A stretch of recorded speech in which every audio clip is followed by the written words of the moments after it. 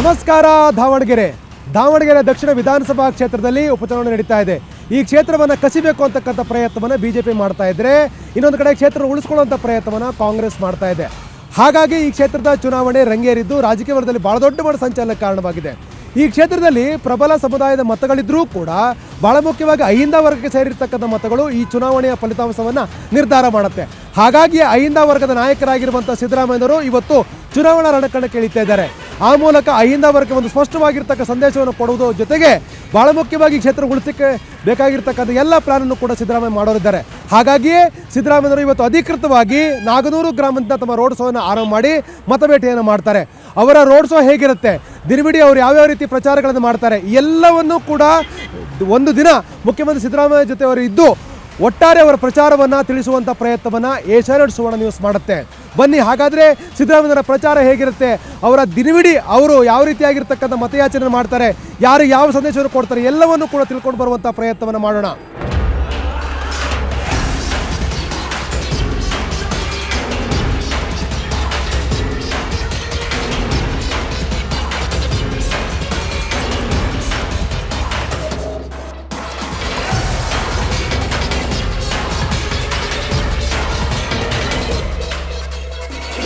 ರಾಜ್ಯದ 2 ಕ್ಷೇತ್ರಗಳಲ್ಲಿ ನಡೆಯುತ್ತಿರುವ ಉಪಚುನಾವಣೆಯ ಫಲಿತಾಂಶ ಕೇವಲ ಜನಾದೇಶವಾಗಿ ಉಳಿದಿಲ್ಲ. ಅದೊಂದು ರಾಜ್ಯದ ಚುಕ್ಕಾಣಿ ಹಿಡಿದ ನಾಯಕರ ರಾಜಕೀಯ ಭವಿಷ್ಯವನ್ನ ನಿರ್ಧರಿಸಬಲ್ಲ ಚುನಾವಣೆ ಅಂತ ವಿಶ್ಲೇಷಿಸಲಾಗ್ತಿದೆ. ಹೀಗಾಗಿ ಈ ಬಾರಿ ದಾವಣಗೆರೆ ಮತ್ತು ಬಾಗಲಕೋಟೆಯಲ್ಲಿ ಹೊರಹೊಮ್ಮುವ ಫಲಿತಾಂಶ ಕಾಂಗ್ರೆಸ್ ಪಾಳೆಯಕ್ಕೆ ಭಾರೀ ಅಬ್ಬರದಲ್ಲೇ ಅಪ್ಪಳಿಸಲಿದೆ. ಇದರ ಪರಿಣಾಮ ಹೇಗಿರಲಿದೆ ಅನ್ನೋ ಕೌತುಕದ ಮಧ್ಯೆಯೇ ಚುನಾವಣಾ ರಣಕಣಕ್ಕೆ ಸಿಎಂ ಸಿದ್ದರಾಮಯ್ಯ ಎಂಟ್ರಿ ಆಗಿದೆ. ಬಾಗಲಕೋಟೆ, ದಾವಣಗೆರೆಯಲ್ಲಿ ಅಬ್ಬರದ ಪ್ರಚಾರ ಮಾಡ್ತಾ ಇರುವ ಸಿಎಂ ಸಿದ್ದರಾಮಯ್ಯಗೆ ಈ ಫಲಿತಾಂಶ ಬಹಳ ಪ್ರಮುಖವಾಗಿರೋದು. ಸಿಎಂ ಸಿದ್ದರಾಮಯ್ಯರನ್ನ ಬೆಂಬಲಿಸುವ ವರ್ಗವೇ ನಿರ್ಣಾಯಕವಾಗಿರುವ ಈ 2 ಕ್ಷೇತ್ರಗಳಲ್ಲಿ ಸಿಎಂ ನಡೆಸುವ ಅಬ್ಬರದ ಪ್ರಚಾರ ರಾಜಕೀಯ ಭವಿಷ್ಯವನ್ನ ನಿರ್ಧರಿಸಲಿದೆಯಾ? ಈ ಬಗ್ಗೆ ನಡೀತಾ ಇರುವ 10 ಚರ್ಚೆಯ ಮಧ್ಯೆಯೇ ಸಿಎಂ ಸಿದ್ದರಾಮಯ್ಯ ದಾವಣಗೆರೆಯಲ್ಲಿ ಪ್ರಚಾರದ ಕಣಕ್ಕೆ ಧುಮುಕುತ್ತಿದ್ದಾರೆ. ಪ್ರತಿಷ್ಠಿತ ದಾವಣಗೆರೆ ದಕ್ಷಿಣ ವಿಧಾನಸಭಾ ಕ್ಷೇತ್ರದ ಪ್ರಚಾರಕ್ಕೆ ಮುಖ್ಯಮಂತ್ರಿ ಸಿದ್ದರಾಮಯ್ಯ ಧುಮುಕಿದ್ದಾರೆ.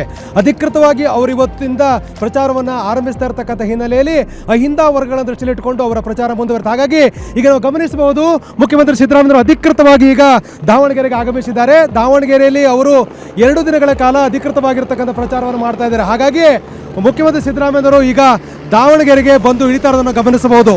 ಇವತ್ತು ಹಳ್ಳಿಗಳಲ್ಲಿ ಬಹಳ ಪ್ರಮುಖವಾಗಿ ದಾವಣಗೆರೆ ದಕ್ಷಿಣ ವಿಧಾನಸಭಾ ಕ್ಷೇತ್ರದ ಹಳ್ಳಿಗಳಲ್ಲಿ ಅವರು ಪ್ರಚಾರವನ್ನು ಮಾಡ್ತಾರೆ. 2 ದಿನಗಳ ಏನು ದಾವಣಗೆರೆಯ ಏನು ಪ್ರಚಾರ ಇದೆ, ನಿಜವಾಗ್ಲೂ ಕೂಡ ಕಾಂಗ್ರೆಸ್ಗೆ ದೊಡ್ಡ ಮಟ್ಟದ ಯಶಸ್ಸನ್ನು ತಂದುಕೊಡಬಹುದು ಅಂತಕ್ಕಂಥ ಹಿನ್ನೆಲೆಯಲ್ಲಿ ಅವರ ಅಧಿಕೃತವಾಗಿರ್ತಕ್ಕಂಥ ಪ್ರವಾಸದ ಬಗ್ಗೆ ಸಹಜವಾಗಿರ್ತಕ್ಕಂಥ ಕುತೂಹಲ ಉಂಟಾಗಿರುವಂಥದ್ದು ನಾವು ಗಮನಿಸಬಹುದು. ಮುಖ್ಯಮಂತ್ರಿ ಸಿದ್ದರಾಮಯ್ಯವರು ಅಧಿಕೃತವಾಗಿ ಈಗ ದಾವಣಗೆರೆ ಎಂಟ್ರಿ ಹೊಡೆದಿದ್ದಾರೆ.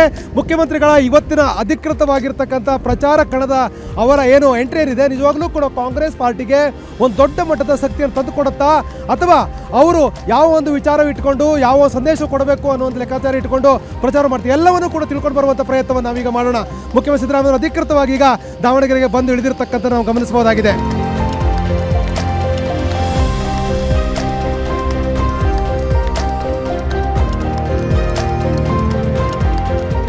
ದಾವಣಗೆರೆ ಬಂದಿದ್ದೀನಿ, ಬಾಗಲಕೋಟೆನಲ್ಲೂ ಕೂಡ ಗೆಲ್ತೀವಿ. ಅಲ್ಲಿ ಮೇಟಿಯವರು ನಿಧನರಾಗಿದ್ದರು, HY ಮೇಟಿಯವರು. ಅದನ್ನು ಭರ್ತಿ ಮಾಡಲಿಕ್ಕೆ ಉಪಚುನಾವಣೆ ನಡೀತಾ ಇದೆ. ಇಲ್ಲಿ ಶಾಬನೂರು ಶಿವಶಂಕರಪ್ಪನವರು ನಿಧನರಾಗಿದ್ದರು. ಅವರ ಜಾಗಕ್ಕೆ ಅವರ ಮೊಮ್ಮಗ ಸಮರ್ಥ್ ಅವರನ್ನು ಅಭ್ಯರ್ಥಿಯನ್ನು ಮಾಡಿದ್ದೀವಿ. 2 ಕಡೆ ದೊಡ್ಡ ಅಂತರದಿಂದ ಗೆಲ್ತೀವಿ ಅಂತಕ್ಕಂಥ ವಿಶ್ವಾಸ ಇದೆ ನನಗೆ. ದಾವಣಗೆರೆ ದಕ್ಷಿಣ ಕ್ಷೇತ್ರದಲ್ಲಿ ಅಹಿಂದ ವರ್ಗದ ಮತದಾರರು ನಿರ್ಣಾಯಕ ಆಗಿರೋದ್ರಿಂದ ಅವರನ್ನು ರೀಚ್ ಆಗಲು ಸಿಎಂ ಸಿದ್ದರಾಮಯ್ಯ ಪ್ಲಾನ್ ಮಾಡಿದ್ದಾರೆ. ಅದಕ್ಕಾಗಿ ಅಹಿಂದ ವರ್ಗದವರು ಹೆಚ್ಚಾಗಿರುವ ಹಳ್ಳಿಗಳಲ್ಲಿ ರೋಡ್ ಶೋ ಮಾಡಲು ಮುಂದಾಗಿದ್ದಾರೆ. ಈಗ ಪತ್ರಿಕಾಗೋಷ್ಠಿ ನಡೆಸಿರುವ ಸಿದ್ದರಾಮಯ್ಯ ರೋಡ್ ಶೋ ಮಾಡಲು ಸಿದ್ಧ ಆಗಿದ್ದಾರೆ. ನಾಗನೂರು ಗ್ರಾಮದಿಂದ ಆರಂಭಗೊಳ್ಳುವ ರೋಡ್ ಶೋ ಮುಖ್ಯವಾಗಿ ಅಹಿಂದ ವರ್ಗದವರು ಹೆಚ್ಚಿರುವ ಗ್ರಾಮಗಳತ್ತ ಸಾಗಲಿದೆ. ನಾಗನೂರು, ಶರ್ಮಗೊಂಡನಹಳ್ಳಿ, ತುರ್ಚಘಟ್ಟ ಕ್ಯಾಂಪ್, ಹದಡಿ ಗ್ರಾಮಗಳಲ್ಲಿ ಸಿಎಂ ರೋಡ್ ಶೋ ನಡೆಯಲಿದೆ. ಕುರುಬ, ಅಲ್ಪಸಂಖ್ಯಾತರು, ಗಂಗಾ ಮತಸ್ಥರು ಮತ್ತು ನಾಯಕ ಸಮುದಾಯದ ಮತಗಳು ಇರುವ ಗ್ರಾಮಗಳತ್ತ ಸಿಎಂ ಸಿದ್ದರಾಮಯ್ಯ ಮುಖ ಮಾಡಿದ್ದಾರೆ.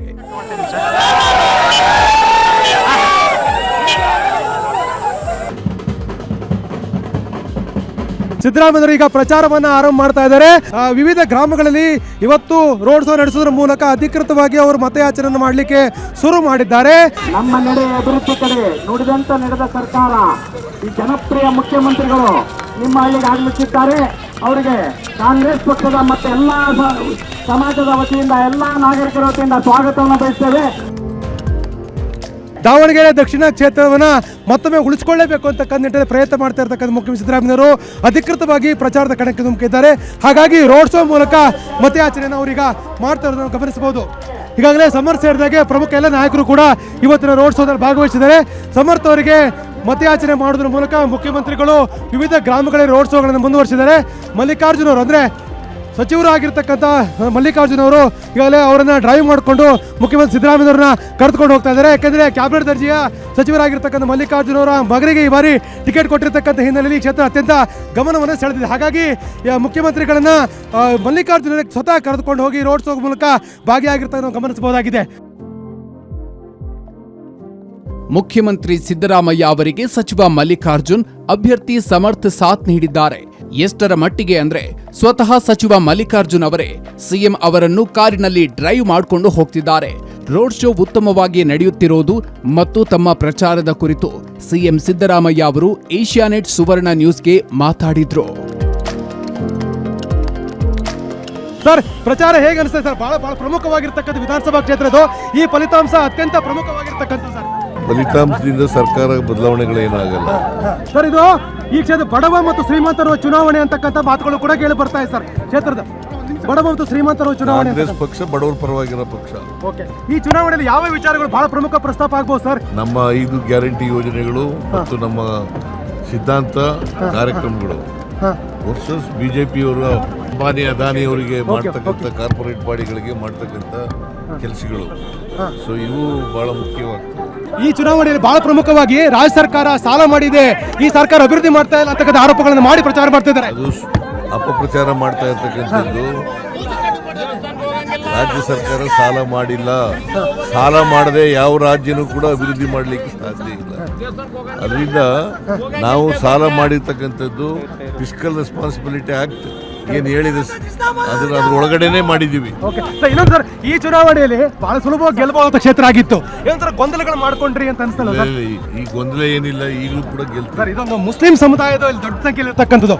ಅವರೆಲ್ಲ ಒಂದ್ ಕಡೆ ಮುನ್ಸ್ಕೊಂಡಿದ್ದಾರೆ. ಅವ್ರ ಬೇಸರ ಟಿಕೆಟ್ ಕೇಳಿದ್ರು. ಕಾಂಗ್ರೆಸ್ಗೆ ಓಟ್ ಹಾಕೋದು. ಹಾಂ ಸರ್, ಮುಸ್ಲಿಂ ಸಮುದಾಯ ಎಲ್ಲ ಕಾಂಗ್ರೆಸ್ಗೆ ಓಟ್ ಹಾಕೋದು.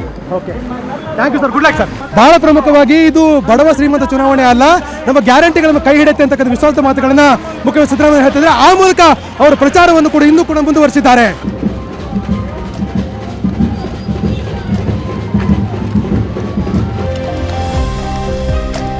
ಎಸ್, ಮೊದಲು ನಾಗನೂರಿನ ಆರಂಭಗೊಂಡಿರ್ತಕ್ಕಂಥ ಮುಖ್ಯಮಂತ್ರಿಗಳ ರೋಡ್ಸೆ ಬಹಳ ಅಭೂತಪೂರ್ವವಾಗಿ ಮುಂದುವರಿತಾ ಇದೆ. ಯಾಕೆಂದರೆ ಸಚಿವರು, ಶಾಸಕರು, ಪಕ್ಷದ ಅಭಿಮಾನಿಗಳು, ಕಾರ್ಯಕರ್ತರು, ಮುಖಂಡರು ಎಲ್ಲರೂ ಕೂಡ ಈ ರೋಡ್ಸಲ್ಲಿ ಭಾಗವಹಿಸಿದ ದೊಡ್ಡ ಸಂಖ್ಯೆಯಲ್ಲಿ ಕಾರ್ಯಕರ್ತರು ಕೂಡ ಸೇರಿದ್ದಾರೆ.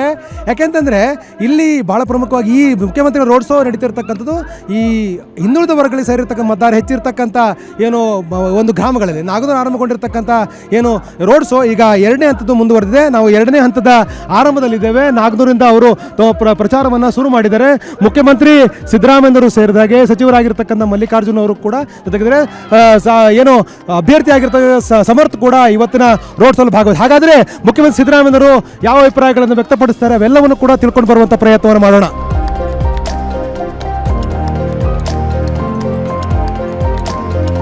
ಶಿವಶಂಕರಪ್ಪನವರು ಇದರಿಂದ ಅವರ ಮೊಮ್ಮಗನನ್ನೇ ಅಭ್ಯರ್ಥಿಯನ್ನಾಗಿ ಮಾಡಿದೆ.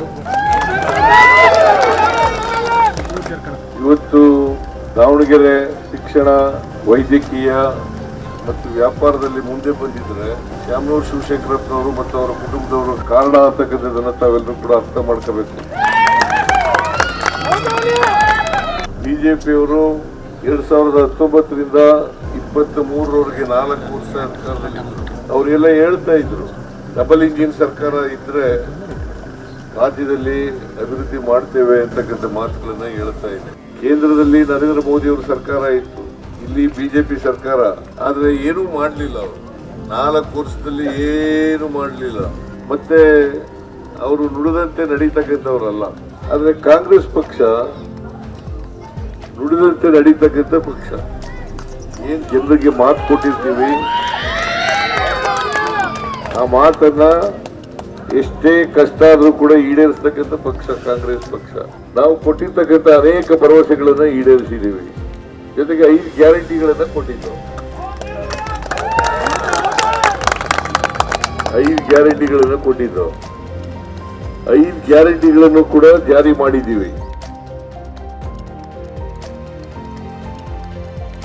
ಗ್ಯಾರಂಟಿಗಳನ್ನು ಬಹಳ ಪ್ರಮುಖವಾಗಿ ಪ್ರಸ್ತಾಪ ಮಾಡಿ ಮತಯಾಚನೆ ಮಾಡಿರ್ತಕ್ಕಂಥ ಮುಖ್ಯಮಂತ್ರಿ ಸಿದ್ದರಾಮಯ್ಯವರು ಈಗ 2 ನಂತರ ಪ್ರಚಾರವನ್ನು ಆರಂಭ ಮಾಡಿದ್ದಾರೆ. ಈಗಾಗಲೇ ನಾಗನೂರಿಂದ ನೇರವಾಗಿ ಅವರು ಮುಂದಿನ ಹಳ್ಳಿಗೆ ಪ್ರಯಾಣವನ್ನು ಬೆಳೆಸಿದ್ದಾರೆ.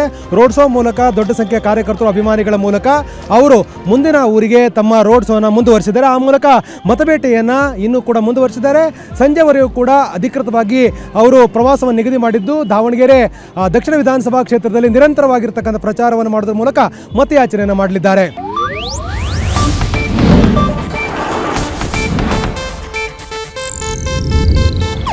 ಇದು ಏಷ್ಯಾನೆಟ್ ನ್ಯೂಸ್ ನೆಟ್ವರ್ಕ್ ಪ್ರಸ್ತುತಿ.